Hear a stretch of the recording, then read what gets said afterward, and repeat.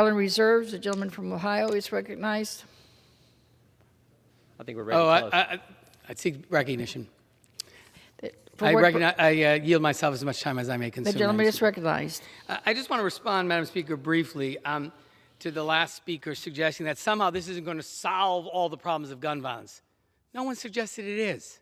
This is a simple bill that is introduced to protect law enforcement and members of the community when an active shooter happens. We can continue to fight about how we should reduce gun violence, but when it occurs, this will save lives. It's not intended to be the solution, the big answer to everything. It's intended to save lives. And I will repeat again, with all due respect to my Republican colleagues who think they're experts in policing, who think they know better than law enforcement what they need when they run into danger. Easy to say that in the comfort of the House chamber, where you're protected by Capitol Police and you get alerts. These are men and women that are running into bullets in communities that are threatened by it. You raised what happened on 14th Street. A young man who works for me received a notice 35 minutes after the scene was cleared through his Ring security system in his building that there was an active shooter. Had there been one in place, he would have been notified and not walked into danger. So, you know, when you have National Sheriff's Association, FOP, I'm going to just read to you. Now, these are admittedly people who actually are responsible for keeping communities safe, unlike anyone who just spoke on the Republican side. They say, this will be very helpful to us. It will help us keep communities safe. And the CEO of the National Sheriff's Association, this alert system will be another excellent tool for law enforcement to do its job. That's a quote. Brian Porter from the National District Attorneys Association, this bipartisan legislation creates a new alert system for law enforcement to alert the public when there are active shooters while also providing resources as our members work to keep our communities safe, end quote. Jerry Williams, president of the Major Chiefs Association, this which will undoubtedly be a valuable tool and a resource for law enforcement agencies. Bill Johnson, the National Association of Police Organizations, the Active Shooter Alert Act will assist law enforcement in alerting citizens of an active shooter situation in their vicinity, keeping them away from the incident and maintaining their safety. And finally, Patrick Yoes, the national president of the Fraternal Order of Police, says this bill will help improve the ways officers and agencies communicate with the public about active threats. I could read 10 more quotes from people who actually do this work. And the North Carolina State Chiefs of Police have also endorsed this bill, which I think should be important to Mr. Bishop, who just spoke. But look, these are men and women who do the job every day.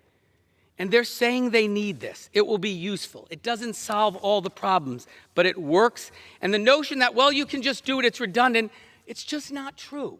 This bill has in it provisions that will provide the development of protocols, the sharing of best practices, a law enforcement advisory group, things that will make sure the active shooter alert works even better.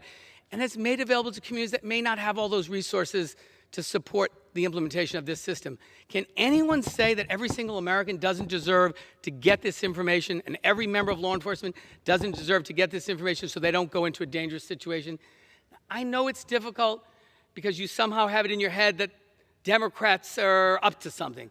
Well, I don't think Fred Upton and Victoria Spartz and Peter Meyer and Nancy Mace and Don Bacon and Andrew Garbarino and Jay Obernaut, Jefferson Van Drew, Jennifer Gonzalez-Colon, Brian Fitzpatrick, John Carter, Tom Rice, Michael McCall, Kelly Armstrong, David McKinley, and Julia Letlow. Those are all Republican original co-sponsors. You think they're up to something too?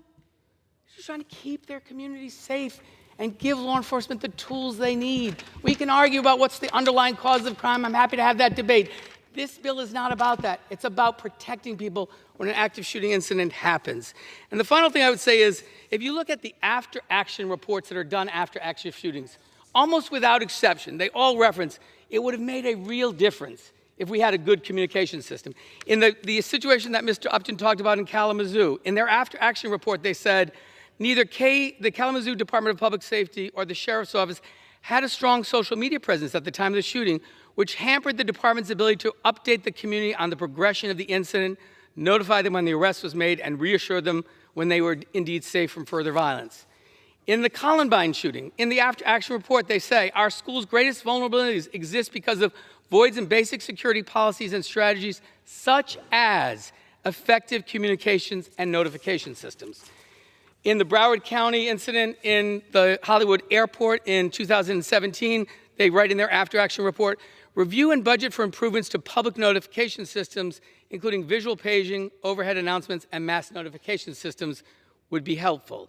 It was noted during the events, airport patrons lost personal items except one, their cellular phones.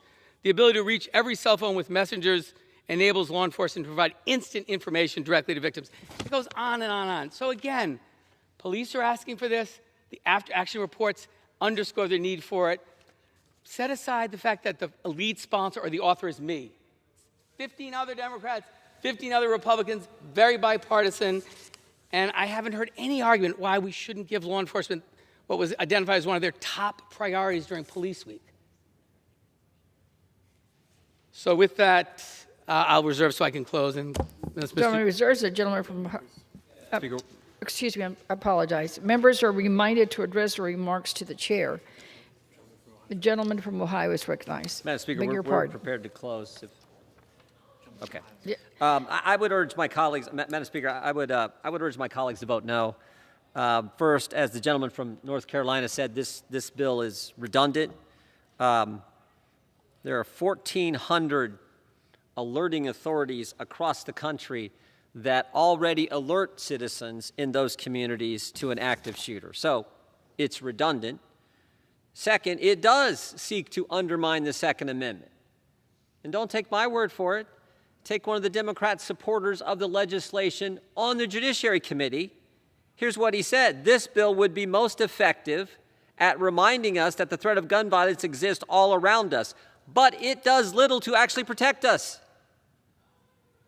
So this is all in this, and you got to view it in context. Remember, the last 4 weeks, all Democrats have talked about, all they've talked about is taking away people's Second Amendment liberties. We got this huge debate going on in the Senate right now. Red flag laws where you have no due process. Someone doesn't like you, comes and says, we're gonna take away so-and-so's firearm, goes to a judge or law enforcement, take away their firearm. There's a hearing you're not allowed to be at, they take it away, and then you got to go get it back. Your fundamental liberty, taking your property, your rights from you. This is the context with which they bring this legislation. Maybe the third most reason is, I don't know who in their right mind would want to give the Department of Justice more authority in light of what we've seen from this Department of Justice. Frankly, I don't know why you'd give any Democrat-run Department of Justice more authority after what we've seen from the Obama Justice Department and now what we see from the Biden Justice Department. Obama Justice Department spied on a presidential campaign. The Biden Justice Department is treating moms and dads as terrorists, using domestic terrorist counterterrorism measures, the Patriot Act, against parents, for goodness sake. And we know that because we've had multiple FBI agents come forward as whistleblowers and tell us about the over 24 investigations into parents. One of those parents investigated simply because they owned a firearm. So that's the context and why we have concerns with this legislation. So I hope we vote no on this. I hope we do, and more importantly, I hope the Senate doesn't pass this package they're talking about, which would certainly undermine liberties of law-abiding American citizens. And with that, Madam Speaker, I yield back the balance of our time. The gentleman yields back. The gentleman from Rhode Island is recognized. Mr. Speaker, if I were a classroom teacher right now, I would say to the gentleman from Ohio, focus. Pay attention to what we're talking about. What we're talking about is an active shooter alert. We're not talking about a red flag bill. We're not talking about any effort to undermine the Second Amendment. We're not talking about education policy. We're talking about one thing. Can we help keep people safe? This isn't redundant because while it's being used by 1,400 agencies or cities or towns around the country, there are thousands and thousands who have not used it because they can't access, because they don't have the resources, the protocols, the best practices. This will allow them. If we save one life, if because of the active shooter we save one child, one police officer, it will have been worth it. And so I urge my colleagues to vote yes on 6538. Give our law enforcement men and women, the brave men and women who keep our communities safe, every tool they need to keep themselves safe and keep the communities they serve safe. Don't take my word for it, take theirs. They've all endorsed it. They're asking for a yes. I yield back the balance of my time.